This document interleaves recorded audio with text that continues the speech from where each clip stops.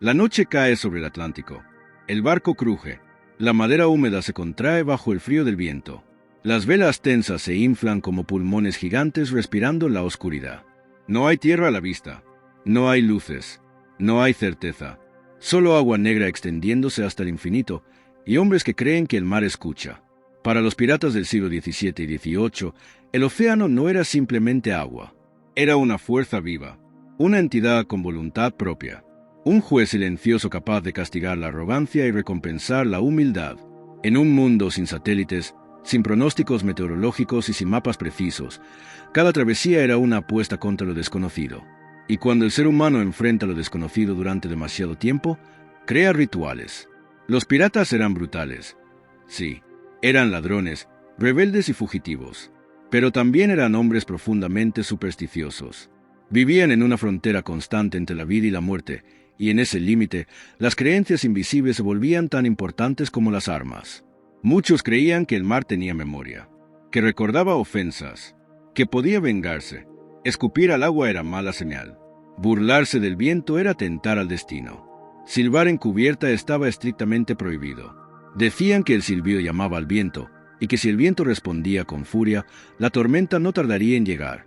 En una época en la que una tormenta podía partir un barco en minutos, nadie se atrevía a desafiar esa creencia. El miedo era constante, y donde hay miedo constante, nacen rituales. Uno de los más conocidos, aunque pocas veces entendido, era el pendiente dorado. Muchos piratas llevaban un aro de oro en la oreja. No era simple adorno ni vanidad. Algunos creían que perforar el lóbulo mejoraba la vista. Otros estaban convencidos de que protegía contra el mareo. Pero la razón más profunda era más oscura. El oro servía como pago para un entierro digno si el cuerpo llegaba a una costa lejana. Morir en el mar significaba desaparecer. Y desaparecer sin ceremonia era una condena espiritual. El pendiente era una póliza contra el olvido. El miedo a la muerte no era lo único que los atormentaba. El miedo a morir mal era incluso mayor. Cuando un pirata fallecía a bordo, su cuerpo era cosido dentro de una lona antes de ser arrojado al mar. La última puntada atravesaba la nariz. No era crueldad gratuita, era una verificación brutal. En tiempos donde las enfermedades podían simular la muerte y los estados de inconsciencia eran comunes, asegurarse de que el hombre estuviera realmente muerto era una necesidad aterradora. Ser enterrado vivo era un temor real. Algunos colocaban monedas sobre los ojos del cadáver, una tradición heredada de creencias antiguas que hablaban de pagar el paso al más allá. Otros disparaban un cañón en señal de despedida. Una mezcla de respeto, miedo y ritual. Los nombres también tenían poder. En muchos barcos piratas, los apodos reemplazaban las identidades reales. No era solo una cuestión de ocultar la identidad ante la ley. Existía la creencia de que el nombre verdadero tenía fuerza espiritual. Decirlo en alta mar podía atraer desgracia.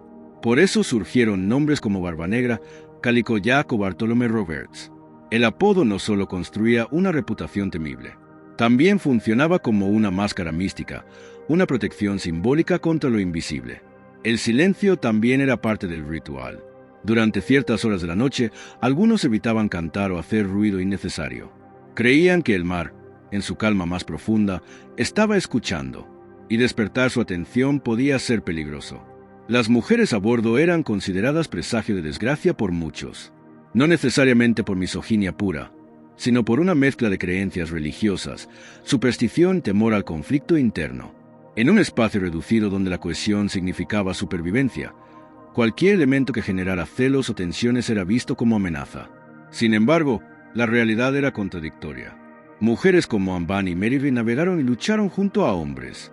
Esa contradicción revela algo profundo. No era la mujer lo que temían, sino la ruptura del frágil equilibrio psicológico del barco. El viernes era un día peligroso para zarpar. Algunos se negaban rotundamente a iniciar un viaje en ese día. Otros evitaban hacerlo en luna nueva.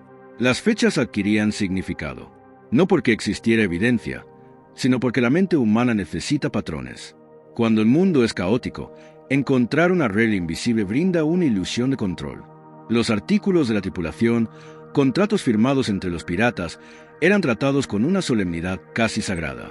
Allí se establecía cómo se dividiría el botín, cuáles serían los castigos y qué compensación recibiría un hombre herido. Romper esos artículos no solo era traición, era atraer la mala suerte sobre todos. El castigo podía ser severo, pero el temor real era espiritual. Si el pacto se rompía, el barco entero quedaba maldito. Algunos juraban lealtad colocando la mano sobre una Biblia, otros sobre una pistola cargada. El mensaje era claro: la traición tendría consecuencias en este mundo y quizás en el siguiente. También existía el miedo a los objetos malditos. Un espejo roto podía condenar el viaje. Ciertos animales eran vistos como presagios. Matar un albatros era impensable para muchos marineros, pues se creía que contenía el alma de marineros muertos. Incluso el modo en que se izaban las velas podía adquirir significado ritual. En medio de la inmensidad del océano, sin tierra durante meses, la mente comenzaba a cambiar. El aislamiento extremo, la violencia constante y la incertidumbre moldeaban la psicología de estos hombres. Las supersticiones no eran simples cuentos, eran mecanismos de supervivencia mental. El mar era impredecible. Un día podía ofrecer calma absoluta. Al siguiente, destrucción total. Sin tecnología moderna, cada decisión estaba cargada de riesgo. Y cuando el ser humano no puede controlar el entorno, intenta controlar el significado del entorno. Eso hacían los piratas. No eran ignorantes. Eran hombres enfrentando fuerzas que no comprendían. El miedo a la traición interna era quizás el más inquietante. Dormir rodeado de hombres armados, sabiendo que un motín podía comenzar en cualquier momento, generaba paranoia. Algunos evitaban dar la espalda. Otros desarrollaban pequeños rituales antes de dormir. Revisaban armas. Tocaban ciertos objetos personales. Murmuraban oraciones. No siempre eran religiosos devotos, pero en el silencio de la noche, muchos hablaban con Dios. La línea entre fe y superstición era difusa. Y mientras sus enemigos los veían como demonios del mar, ellos mismos temían a demonios invisibles. Al final, las supersticiones piratas no eran extravagancias pintorescas. Eran el reflejo de una humanidad enfrentada al abismo. Eran intentos desesperados de imponer orden en el caos, de creer que el universo tenía reglas, incluso cuando parecían no tener ninguna. La imagen romántica del pirata con espada y bandera negra oculta una realidad más profunda. Eran hombres viviendo al borde del mundo conocido, sin certezas, sin garantías, con la muerte siempre cerca. Tal vez por eso necesitaban creer que el mar escuchaba, que los nombres protegían, que el oro podía comprar dignidad incluso después del último aliento. Y aquí está la pregunta inquietante.